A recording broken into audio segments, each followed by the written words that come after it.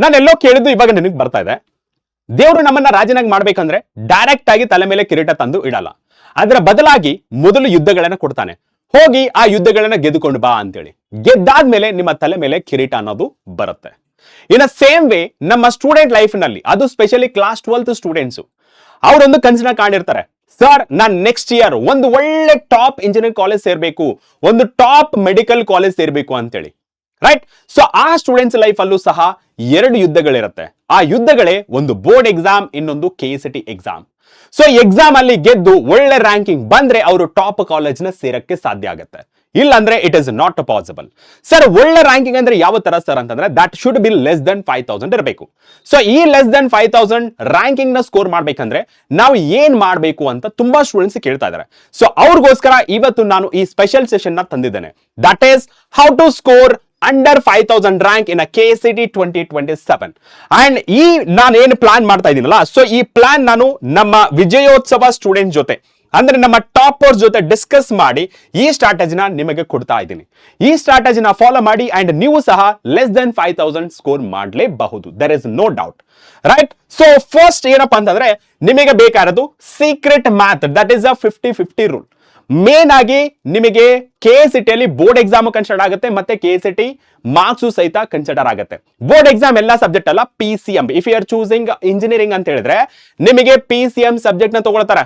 ಅದು ಬೋರ್ಡ್ಸ್ ಮತ್ತೆ KCET ಎರಡು ಸಹ ನೋಡಿ ಕಂಬೈನ್ಡ್ ಮೆರಿಟ್ ಸ್ಕೋರ್ ಕನ್ಸಿಡರ್ ಮಾಡ್ಕೊತಾರೆ. That is a class 12th board PCM percentage ಮತ್ತೆ KCET PCM ಪರ್ಸೆಂಟೇಜ್ ಎರಡನ್ನ ಕ್ಲಬ್ ಮಾಡಿ ಡಿವೈಡೆಡ್ ಬೈ 2 ಮಾಡ್ತಾರೆ. That is the percentage will be consider for rank. ನಿಮ್ಮ ರ್ಯಾಂಕ್ ಏನ್ ಬರುತ್ತಲ್ಲ ಆ ರ್ಯಾಂಕಿಗೆ ಈ ಎರಡನ್ನ ಕನ್ಸಿಡರ್ ಮಾಡ್ಕೋತಾರೆ. ಓಕೆ, ಸೊ ನೆಕ್ಸ್ಟ್ ಏನಪ್ಪಾ ಅಂತ ಹೇಳಿದ್ರೆ that is your target score. So for less than 5000 rank, ಇದರಲ್ಲಿ ನಿಮಗೆ ಬೇಕಾದ್ರೆ ನೋಡಿ ಇಲ್ಲಿ ಹೈಲೈಟ್ ಮಾಡ್ಬಿಟ್ಟಿದ್ದೀನಿ. ನಿಮ್ಮ KCET ಸ್ಕೋರ್ ಮಿನಿಮಮ್ ಎಷ್ಟಿರಬೇಕು? ದಟ್ ಇಸ್ 120 ಇಂದ 139 ಇರಬೇಕು. ಸರ್, ಬೋರ್ಡ್ ಎಕ್ಸಾಮ್ ಸ್ಕೋರ್ ಎಷ್ಟು ಇರಬೇಕು? ಸೊ ಬೋರ್ಡ್ ಎಕ್ಸಾಮ್ ಸ್ಕೋರ್ ಏನಾದ್ರೂ ನಿಮ್ದು ಅಪ್ರಾಕ್ಸಿಮೇಟ್ಲಿ 95% ಇದ್ರೆ ಅವಾಗ ನಿಮ್ಮ ಸ್ಕೋರ್ 1500 ಇಂದ 5000 ಒಳಗಡೆ ಇರುತ್ತೆ. ಓಕೆ, ಅದೇ ರೀತಿ ನಿಮ್ಮ PUC ಪರ್ಸೆಂಟೇಜ್ ಏನಾದ್ರೂ 90% ಇದ್ರೆ ನಿಮ್ಮ ಪರ್ಸೆಂಟೇಜ್ ರ್ಯಾಂಕಿಂಗ್ ಏನಾಗುತ್ತೆ 2500 ಇಂದ 8000 ಮಧ್ಯದಲ್ಲಿ ಬರುತ್ತೆ. So this is the minimum score ನಾ ಹೇಳ್ತಿರೋದು. ಓಕೆ, ಸೊ ನಿಮ್ದು ಇನ್ಕ್ರೀಸ್ ಆದಂಗೆಲ್ಲ ನಿಮ್ಮ ರ್ಯಾಂಕ್ ಸಹಿತ ಇಂಪ್ರೂವ್ ಆಗ್ತಾ ಹೋಗುತ್ತೆ, ನೋಡ್ಕೋಬಹುದು. ಈ ಫೈಲ್ ನಾನು ನಮ್ಮ PW ವಾಟ್ಸ್ಆಪ್ ಚಾನಲ್ ನಲ್ಲಿ ಶೇರ್ ಮಾಡ್ತೇನೆ. ಈ ಫೈಲ್ ನ ಡೌನ್ಲೋಡ್ ಮಾಡ್ಕೊಂಡು ನೀಟ್ ಆಗಿ ಅನಾಲಿಸಿಸ್ ಮಾಡ್ತಾ ಹೋಗಿ. ಅಂಡ್ ಸರ್, ಈ ಸ್ಕೋರ್ ಬರ್ಬೇಕಂದ್ರೆ KCET ಅಲ್ಲಿ 120 ಇಂದ 139 ಅಂಡ್ ಬೋರ್ಡ್ಸ್ ನಲ್ಲಿ ನಮಗೆ 95% ಅಪ್ರಾಕ್ಸಿಮೇಟ್ಲಿ ಅಥವಾ 95% ಅಪ್ರಾಕ್ಸಿಮೇಟ್ಲಿ ಬರ್ಬೇಕಂತಂದ್ರೆ ನಾವ್ ಏನ್ ಮಾಡ್ಬೇಕು ಅಂತ ಹೇಳಿದ್ರೆ that is a proven step by step execution. The very first point ನೋಡಿ, that is a master NCERT text book first. ಯಾಕೆಂದ್ರೆ ಅಲ್ಲಿ ಕಾನ್ಸೆಪ್ಟ್ ಕ್ಲಾರಿಟಿ ಅನ್ನೋದು ಸಿಗುತ್ತೆ. ಓಕೆ, ಥಿಯರಿಟಿಕಲ್ ಕಾನ್ಸೆಪ್ಟ್ ಎಲ್ಲ ಕ್ಲಿಯರ್ ಆಗುತ್ತೆ. ಸ್ಪೆಷಲಿ ನೀವು ಓದ್ಬೇಕಾಗಿರೋದು ಪಾಯಿಂಟ್ಸ್ ಟು ಪಾಯಿಂಟರ್ ಮತ್ತೆ ಸಮ್ಮರಿ ಸ್ಪೆಷಲ್ ಆಗಿ ಹೇಳ್ತಿರೋದು. ಮತ್ತೆ ಇದೆಲ್ಲ ಆದ್ಮೇಲೆ ನೀವು ಬರ್ತಿರೋದು KCET. ನಿಮಗೆ ಸ್ಪೀಡ್ ಅನ್ನೋದು ತುಂಬಾ ಮ್ಯಾಟರ್ ಆಗುತ್ತೆ. So build a speed and eliminate the calculation lag. ನೀವು ಕ್ಯಾಲ್ಕುಲೇಷನ್ ಲ್ಯಾಗ್ ಮಾಡ್ತಾ ಇರ್ತೀರಲ್ಲ, ತುಂಬಾ ಟೈಮ್ ತಗೊಳ್ತೀರಾ, ಅದನ್ನ ಇಂಪ್ರೂವ್ ಮಾಡ್ಕೊಳ್ಳಿ. ಅದು ಯಾವ್ದ್ರಿಂದ ಬರುತ್ತೆ? ಕಂಟಿನ್ಯೂಸ್ ಎಫರ್ಟ್ ಮತ್ತೆ ಕಂಟಿನ್ಯೂಸ್ ಡೆಡಿಕೇಶನ್ ಇಂದ ಬರುತ್ತೆ, ಕಂಟಿನ್ಯೂಸ್ ಪ್ರಾಕ್ಟೀಸ್ ಇಂದ ಬರುತ್ತೆ. And the next one, exhaust the last 10 years of chapter wise PYQs. Chapter wise PYQs ನ ನೀವು ಸಾಲ್ವ್ ಮಾಡಬೇಕು. ಸೊ ನೀವೇನ್ ಮಾಡ್ಬೇಕು? ಕಡೆಯಿಂದ ನೀವು KCET ಸಿಲೆಬಸ್ ನ ಡೌನ್ಲೋಡ್ ಮಾಡ್ಕೊಳ್ಳಿ. PUC ಬೋರ್ಡ್ ಕಡೆಯಿಂದ ನೀವು ಬೋರ್ಡ್ ಸಿಲೆಬಸ್ ನ ಡೌನ್ಲೋಡ್ ಮಾಡ್ಕೊಂಡು ಯಾವ್ದಿಲ್ಲ ಅದನ್ನೆಲ್ಲ ಇಂಟು ಮಾರ್ಕ್ ಆಗ್ತಾ ಹೋಗಿ.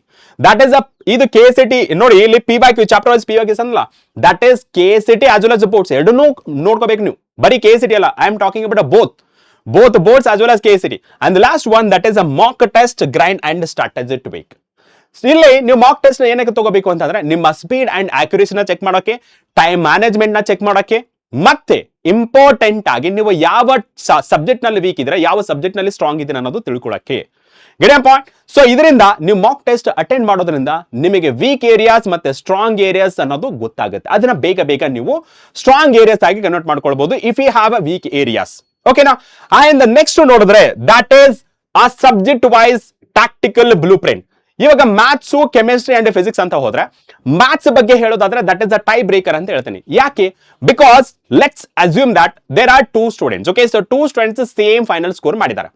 ಅದು ಬೋತ್ ಬೋರ್ಡ್ಸ್ ಮತ್ತೆ KCET ಕಂಬೈನ್ ಆಗಿ ಸೇಮ್ ಸ್ಕೋರ್ ಮಾಡಿದ್ದಾರೆ.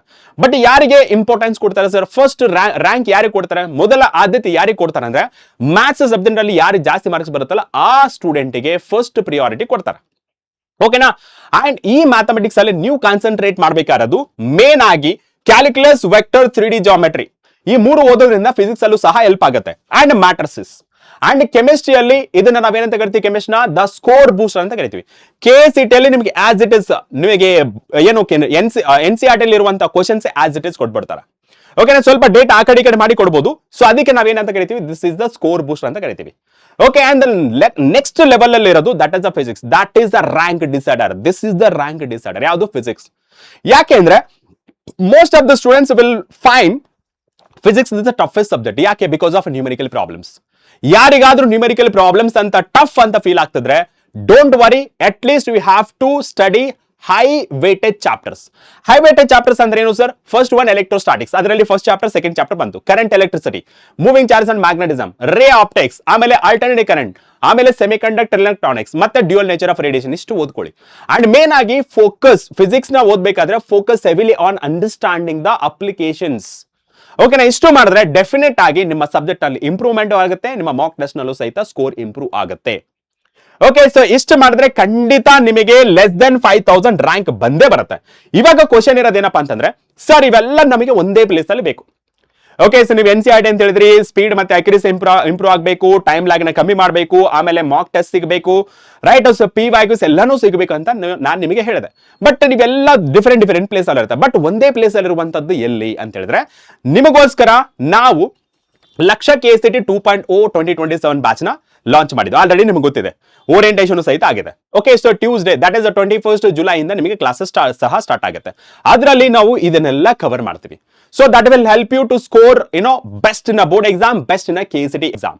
ಅಂಡ್ ಇನ್ನೊಂದು ಹೇಳಿದೆ ನಿಮಗೆ, KCT ಮಾಕ್ ಟೆಸ್ಟ್ ಗಳಂತೇಳಿ. ಸೊ ಮಾಕ್ ಟೆಸ್ಟ್ ಸಹಿತ ನಿಮಗೋಸ್ಕರ ಗರುಡ ಟೆಸ್ಟ್ ಪಾಸ್ ಅಂತೇಳಿ 2027 ನಲ್ಲಿ ಸೀರೀಸ್ ನ ಲಾಂಚ್ ಮಾಡಿದ್ವಿ. ಅದು ಸಹ ನಿಮ್ಮ ಮಾಕ್ ಟೆಸ್ಟ್ ನಲ್ಲಿ ತುಂಬಾ ಇಂಪ್ರೂವ್ಮೆಂಟ್ ನ ತರುತ್ತೆ. ಆಲ್ರೆಡಿ ನೀವು ವಿಜಯೋತ್ಸವದಲ್ಲಿ ತುಂಬಾ ಮಕ್ಕಳು ಅದನ್ನ ಮೆನ್ಷನ್ ಮಾಡಿರೋದು ಸಹಿತ ನೀವು ನೋಡಿದ್ರ. ಅಂಡ್ ಇದರಲ್ಲಿ ನಿಮಗೆ ಸ್ಪೆಷಲ್ ಆಗಿ ಇರೋದೇನಂತಂದ್ರೆ ಗೋಟ್ ಸೇಲ್. ಈ ಗೋಟ್ ಸೇಲ್ ಅಲ್ಲಿ ನಿಮಗೆ ಈ ಬ್ಯಾಚ್ ಗಳು ಆದಷ್ಟು ಜಾಸ್ತಿ ಡಿಸ್ಕೌಂಟ್ ಗೆ ನಿಮಗೆ ಸಿಗ್ತಾ ಇದೆ, ಅಂದ್ರೆ ಕಮ್ಮಿ ಪ್ರೈಸ್ ಗೆ ಸಿಗ್ತಾ ಇದೆ. ಅಂಡ್ ಗೋಟ್ ಸೇಲ್ ಇವತ್ತಿಗೆ ಎಂಡ್ ಆಗ್ತದೆ. ಸೊ ಈ ಬಿಗ್ ಅಪರ್ಚುನಿಟಿ ಯಾವುದೇ ಕಾರಣಕ್ಕೂ ಮಿಸ್ ಮಾಡ್ಕೋಬೇಡಿ. ಅಂಡ್ ಲಾಸ್ಟ್ ಫೈನಲ್ ಆಗಿ ಹೇಳೋದೇನಂತಂದ್ರೆ, ನಾವು ಗೋಟ್ ಅಂತ ಹೇಳ್ತಿದ್ದಲ್ಲ, ನಮ್ಮ ಗೋಟ್ ಯಾರಂದ್ರೆ ನಮ್ಮ ಸ್ಟೂಡೆಂಟ್ಸ್. So challengers, ಹಠವಾದಿಗಳು.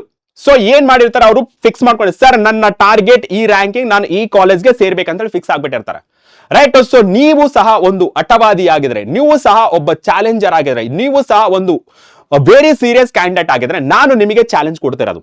ನಾನು ಇವರಿಗೆ ಚಾಲೆಂಜ್ ಕೊಡ್ತಿರಲ್ಲ, ಓನ್ಲಿ ಫಾರ್ ಸೀರಿಯಸ್ ಆಸ್ಪಿರೆಂಟ್ಸ್ ಗೆ ಚಾಲೆಂಜ್ ಕೊಡ್ತಾ ಇರೋದು. ಸೊ ನೀವೇನಾದ್ರೂ ಈ ಚಾಲೆಂಜ್ ಅಕ್ಸೆಪ್ಟ್ ಮಾಡಿದ್ರೆ, sir I want to score less than 5000 rank ಮಾಡ್ಲೇಬೇಕಂತ ನೀವೇನಾದ್ರೂ ಫಿಕ್ಸ್ ಆಗಿದ್ರೆ, ನಾನು ನಿಮಗೆ ಕೊಡ್ತಿರುವಂತ ಚಾಲೆಂಜ್ ಏನಪ್ಪಾ ಅಂತ ಹೇಳಿದ್ರೆ, ಸೊ ಫಸ್ಟ್ ನಿಮ್ಮ targeted ranking and targeted engineering college ಆಗಿರಬಹುದು ಅಥವಾ ಮೆಡಿಕಲ್ ರಿಲೇಟೆಡ್ ಕಾಲೇಜ್ ಆಗಿರಬಹುದು, ಮೆನ್ಷನ್ ಮಾಡಿ. Sir this is my target college and this is my engineering college, so ನಾನು ಇದು ಜಾಯ್ನ್ ಆಗ್ತೀನಿ, ಈ ಸ್ಕೋರ್ ಮಾಡ್ತೀನಿ ಅಂತೇಳಿ ಕಮೆಂಟ್ ಸೆಕ್ಷನ್ ಅಲ್ಲಿ ತಿಳಿಸಬೇಡಿ. Okay, that's it for today session. ಮತ್ತೆ ನೆಕ್ಸ್ಟ್ ಕ್ಲಾಸ್ ಅಲ್ಲಿ ಭೇಟಿಯಾಗೋಣ. ಟಿಲ್ ದೆನ್ ಟೇಕ್ ಕೇರ್, ಬಾಯ್.